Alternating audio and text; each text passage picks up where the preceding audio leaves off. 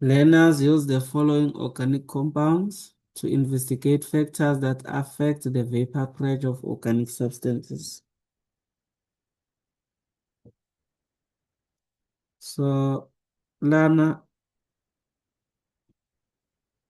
lama experiment enziwe kwi-temperature ka-25 degrees Celsius. If bekubuza ukuthi yini e-constant la, i-temperature noma i-controlled variable temperature. Uma bekubuza ukuthi iyiphi i-dependent variable, i-vapor pressure. Idependile i-vapor pressure. Idepende kuphi i-vapor pressure? Yini eyi-independent variable? I-independent variable ilento esiyishintshayo sikwazi ukuyimanipulate. Masi-check-a ngapha kuma-compounds. Sino-pentane, sibe no-2-methyl butane. Uma ubu-comparisha lezi structure zombili kuphela, independent variable la bekuzoba inaphuzana, i-surface area. Ngeke ngikufezele compound A, 1, 2, 3, 4, 5. Compound A. Sesi-check ukuthi uma ngabe besiqhathanisa u-compound A no-compound B, bese besibuza ukuthi iyiphi independent variable la? Yini le eshintshayo kulama-structures omabili? 1, 2, 3, 4, 2-methyl.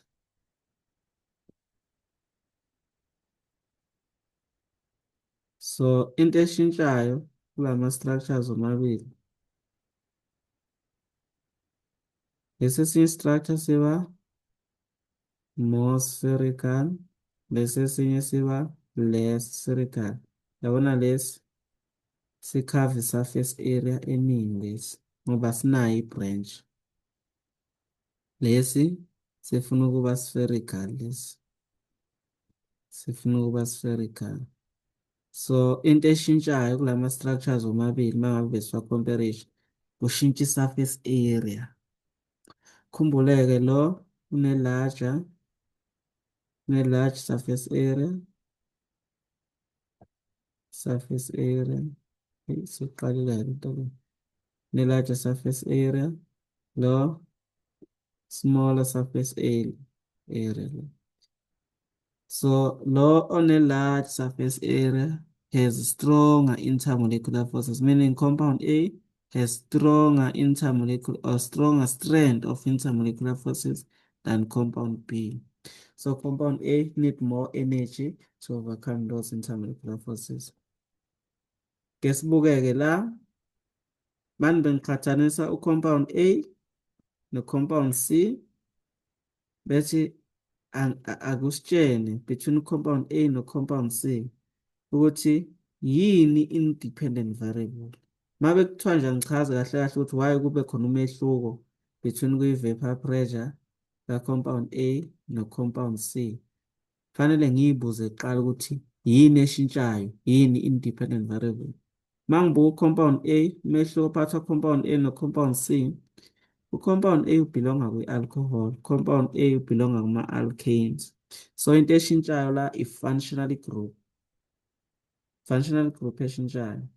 So, iyona independent variable le fanele ngikhulume ngayo. Sengiyazi ukuthi okay, u-pentane belonga to ama-alkanes. Pentane 1-ol belonga kuma-alcohol. Sengiyasho ukuthi u-pentane, ukhumbule, alkane,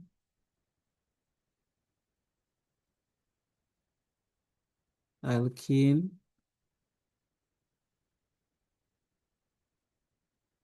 alkyne,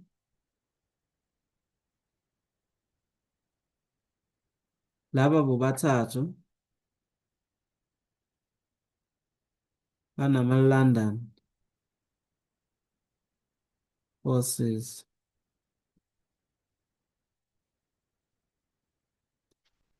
bese kuba halo alkane, kube i-ester,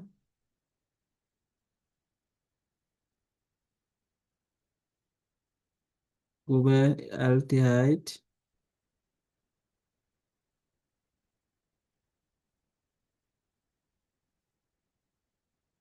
ester i-aldehyde, kube i-ketone.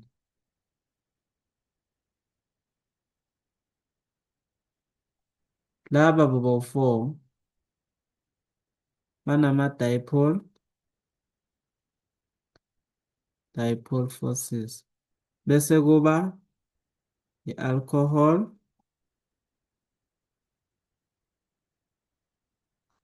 alcohol, bese kuba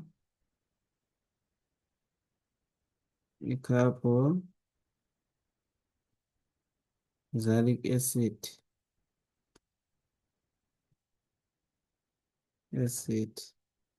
So laba bobabili banama-hydrogen bonds. Hydrogen,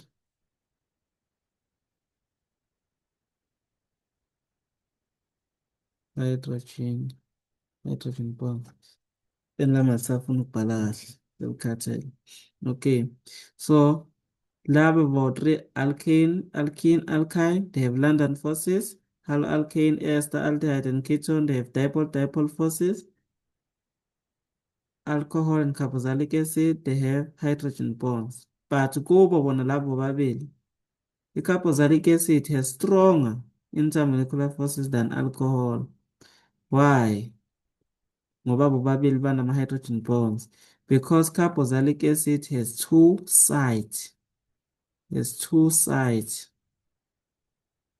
Of hydrogen bonding. Carboxylic acid has two sides of hydrogen bonding. So, lama beqhathanisa u-A no-B, nasikese u-A no-C, qhathanisa u-pentane no-pentane 1-ol. Iphuzu lethu lokuqala besizokhuluma ngokuthi sithola hlobo luni lama-intermolecular forces ku-A, sithola hlobo luni lama-intermolecular forces kubani? Ku-C. Ku-A sithola ama-London forces, ku-C alcohol sithola ama-hydrogen bonds. Then sesiyazi ukuthi ama-hydrogen bonds are stronger, have stronger strength of intermolecular forces, noma ama-stronger intermolecular forces, bese kulandela ama-dipole forces. Ama-London forces are the weakest intermolecular forces esinayo. Okay, asikaphenduli njalo question. Uma ngabe sebeqhathanisa-ke, okay, laba-ke nabo bangabaqhathanisa nalaba.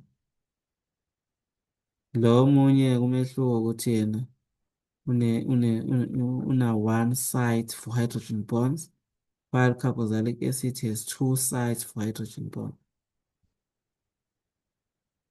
State what is meant by the term vapor pressure. The pressure exerted by vapor at equilibrium with its liquid in a closed system.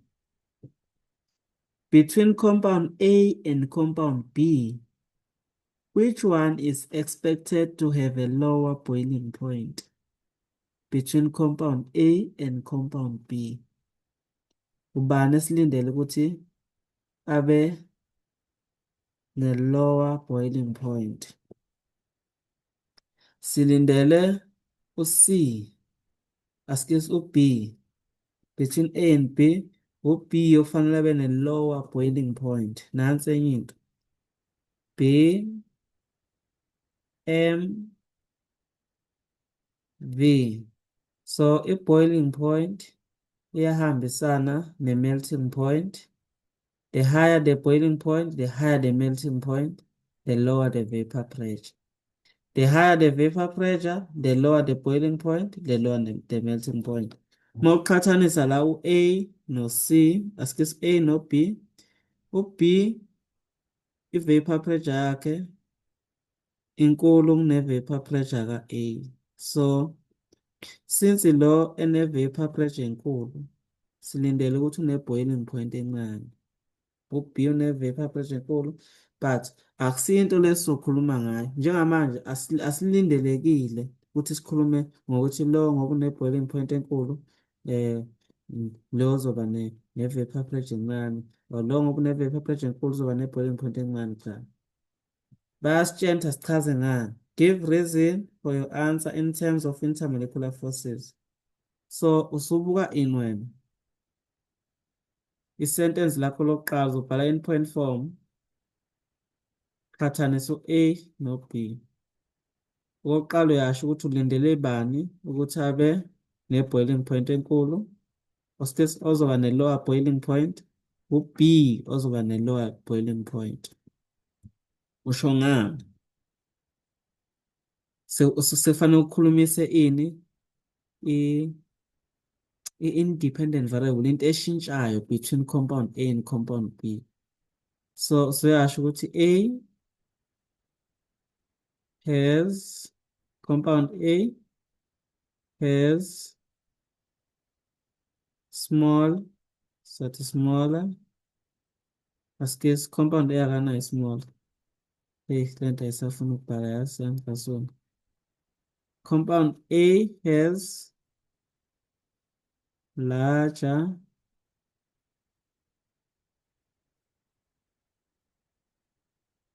surface area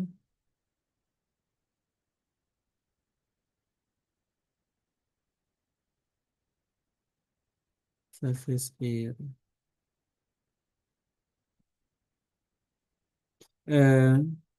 Compound B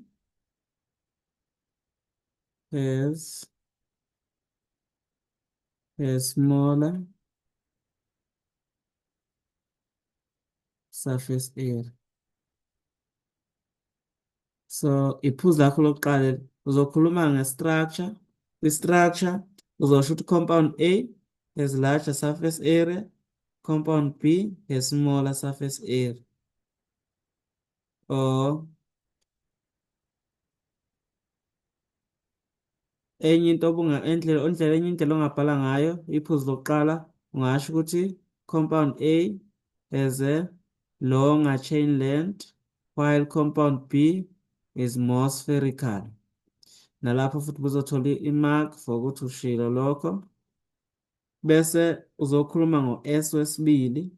S wesibili usukhuluma nge-strength. Lo one-larger surface area nguye one-strength esi-strong. So siyasho ukuthi compound A has a stronger strength of intermolecular forces than compound B. Ngoba uyaqhathanisa. Compound A has stronger strength of intermolecular forces than compound B. Then iphuzu lokugcina usuyasho usukhuluma nge-energy. Lo one stronger strength of intermolecular forces oku-A. Siyasho ukuthi compound A need more energy to overcome intermolecular forces. Compound A need more energy to overcome intermolecular forces. Okay, omunye bengabhala ngenye indlela ubengathi la u-S, compound B has less strength of intermolecular forces. Since compound B and a less strength of intermolecular forces, siyasho ukuthi compound B need less energy to overcome intermolecular forces. Sizothola amamakha aphelele. Bese uyasho phela ukuthi ubani esilindele ukuthi abe ne-lower boiling point. Umuntu esilindele ukuthi abe ne-lower boiling point ubani? U-B, lo ne-higher vapor pressure. Okay. Bese siza la 6.3, compound C and D are compared. C no D.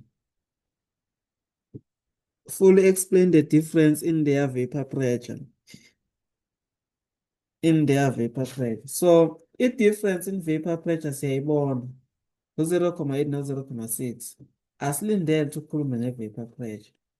Siyayibona eka-compound C u-0.8, eka-compound D u-0.6. Musukhuluma nge-vapor pressure.